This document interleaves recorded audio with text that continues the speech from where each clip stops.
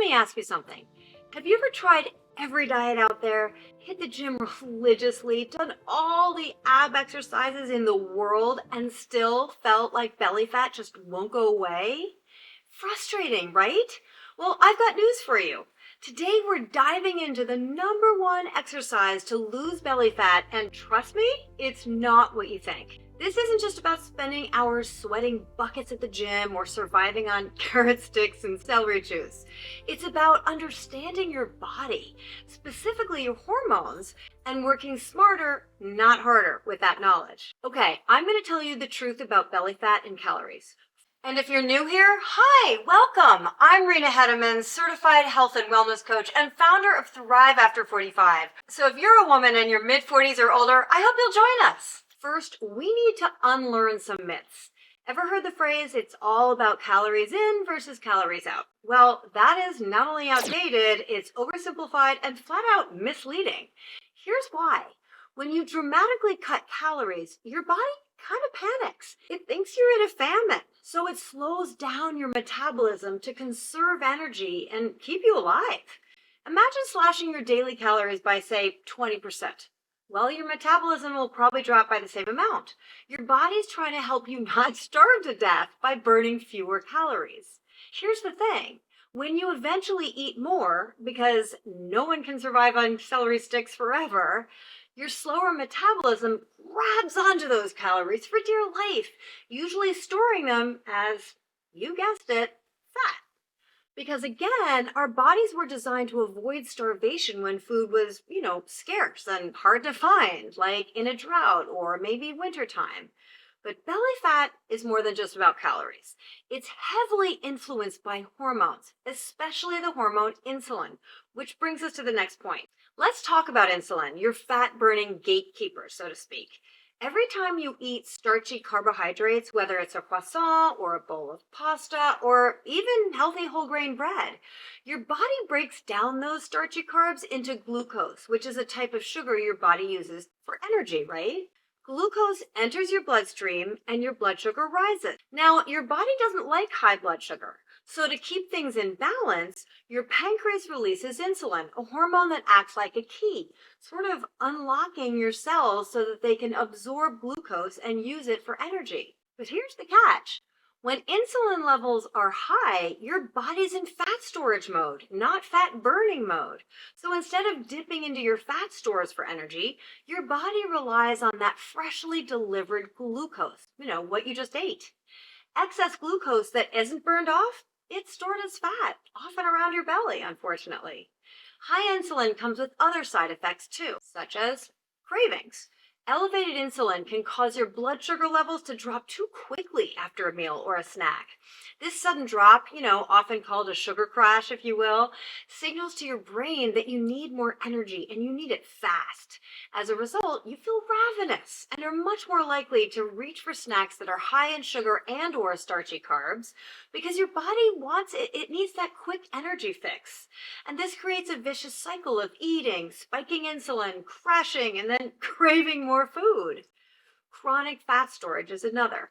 Over time, when your insulin levels are consistently high, your cells stop responding effectively to it. It's like insulin is knocking at the door, but the cells just aren't answering anymore. This is called insulin resistance. And to compensate, your pancreas pumps out even more insulin, leading to a cycle of elevated levels. But here's the problem. High insulin locks fat away in storage mode. Even if you're cutting calories, exercising, or both, your body prioritizes storing fat rather than burning it. Belly fat in particular becomes really stubborn and hard to lose because insulin resistance disrupts your body's natural ability to burn fat for energy. And for women in perimenopause, menopause, and post-menopause, this becomes even more challenging. I know, so unfair, right? Because as our estrogen levels drop, usually starting in our early to mid-40s, our body shifts where it tends to store fat, from our hips and thighs to our belly. Lower estrogen can also make our cells more resistant to insulin, unfortunately, compounding the problem. This hormonal shift is one of the main reasons why so many women notice an increase in belly fat during this stage of life.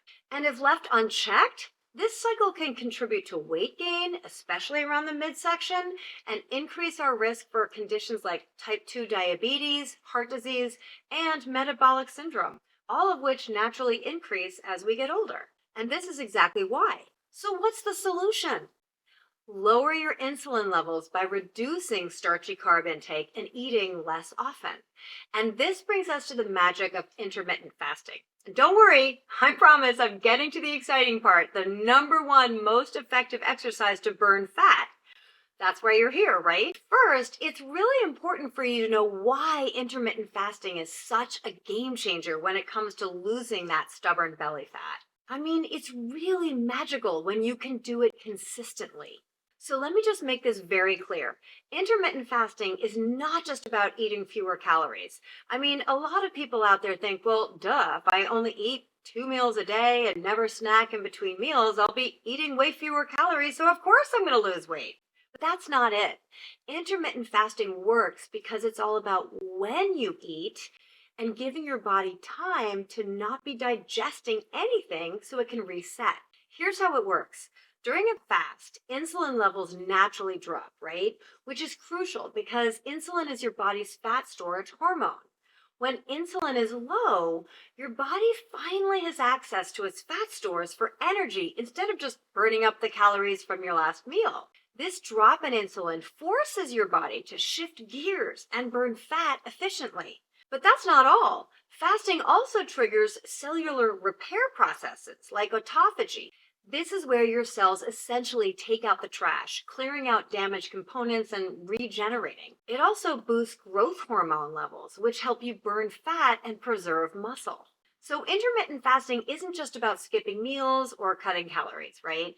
It's about giving your body the opportunity to reset, repair, and basically optimize its fat burning potential.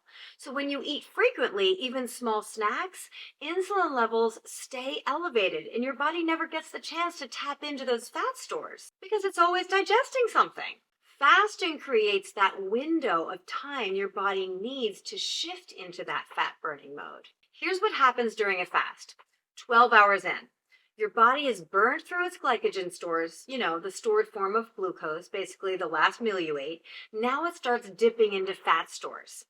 16 to 24 hours in, fat burning ramps up and your body produces ketones, a cleaner, more efficient fuel source for your brain and your body.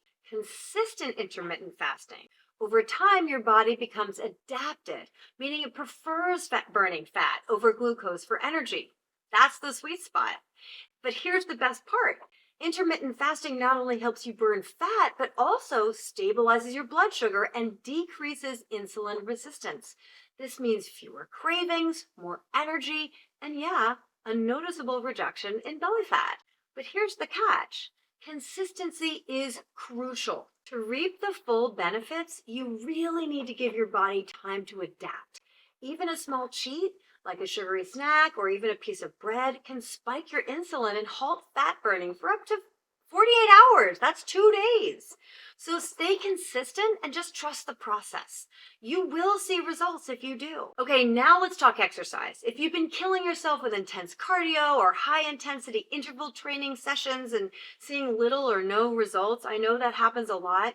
You're not alone. Here's why. High intensity workouts are great for building muscle and boosting certain hormones like growth hormone and testosterone. Yeah, we women have and need testosterone too. But they also spike cortisol, the stress hormone. Elevated cortisol encourages fat storage, especially around our midsection. I'm not saying high intensity workouts are bad, and I'm definitely not saying to skip them altogether. Cardio definitely has its place in a healthy routine. But here's the thing. Intense cardio does signal your brain to release cortisol. Why? It all goes back to our caveman days.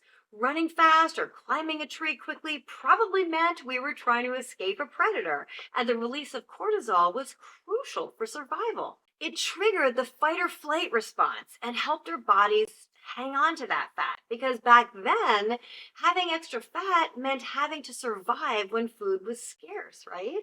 Okay, so here's what we've all been waiting for. Drum roll, please. The number one exercise for burning belly fat is, can you guess? Walking.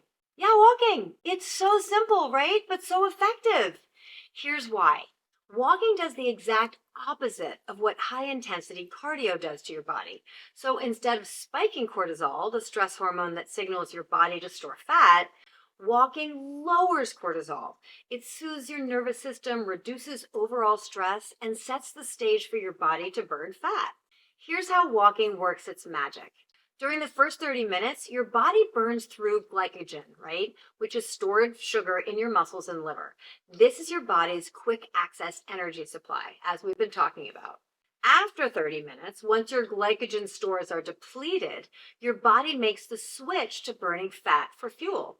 This is why walking for at least 45 minutes to an hour or even longer can be such a game changer for belly fat. Okay, after 30 minutes, once your glycogen stores are depleted, your body makes the switch to burning fat for fuel. This is why walking for at least 45 minutes to an hour or even longer can be such a game changer for belly fat. But it doesn't stop there. Walking also improves insulin sensitivity. This means your cells become better at absorbing glucose from your blood, which lowers insulin levels over time. And as you know by now, lower insulin is the key to unlocking your body's fat stores. And what's even better? Walking is gentle on your joints, easy to do, and sustainable long term. You don't need fancy equipment or a gym membership, just a good pair of shoes and a little determination. Okay, here's how to make the most of walking. Aim for 8 to 10,000 steps a day. Studies show that this is the sweet spot for health and fat loss. Obviously, if you want to do more, do more. Incorporate brisk walking. A faster pace really helps you burn more calories and fat. Walk after meals. This can reduce blood sugar spikes by as much as 30%, which really helps keep that insulin level in check. Add inclines or stairs. Hills and stairs increase muscle activation and calorie burn without overloading your joints, which is great. And don't underestimate the mental health benefits. Walking outdoors, especially in nature, it activates your parasympathetic nervous system, which reduces stress and promotes a sense of calm naturally. So, this isn't just about your waistline, right? It's about our overall well-being. Let's be real. Unfortunately, there's no magic pill for fat loss. Sustainable results are not about quick fixes or crash diets. They just leave you feeling miserable. It's about creating habits that work with your body, not against it, for the long haul. The formula is pretty simple. Lower your starchy carbs, embrace intermittent fasting, and prioritize walking. These three strategies work synergistically to lower insulin, stabilize your blood sugar, and turn your body into a fat-burning machine. When you commit to these habits, your body will adapt in ways you never realized were possible. You'll burn belly fat, yeah, but that's just the beginning. You'll also gain energy, supercharge your metabolism, and just feel stronger, healthier, and much more in control than you have in years. I promise. If you're fairly sedentary right now, just start small. Take a 20-minute walk today, just 20 minutes. Then build from there, gradually increasing your steps, experimenting with intermittent fasting, and making smarter, low starchy carb food choices. And here's the best part. You don't have to do it perfectly. You just have to do it consistently. Progress, not perfection, is what really transforms your body and your life. And if you're ready to take it to the next level, the next thing you need to know is what to eat to fuel fat loss. I've covered it all in the details in this video right here. So click over, let's keep this journey going. Remember, this isn't about depriving yourself or feeling defeated. It's about empowering yourself with tools and knowledge and taking it one step at a time. You've got this, and I'll be right here with you every step of the way. I'll see you in the next video.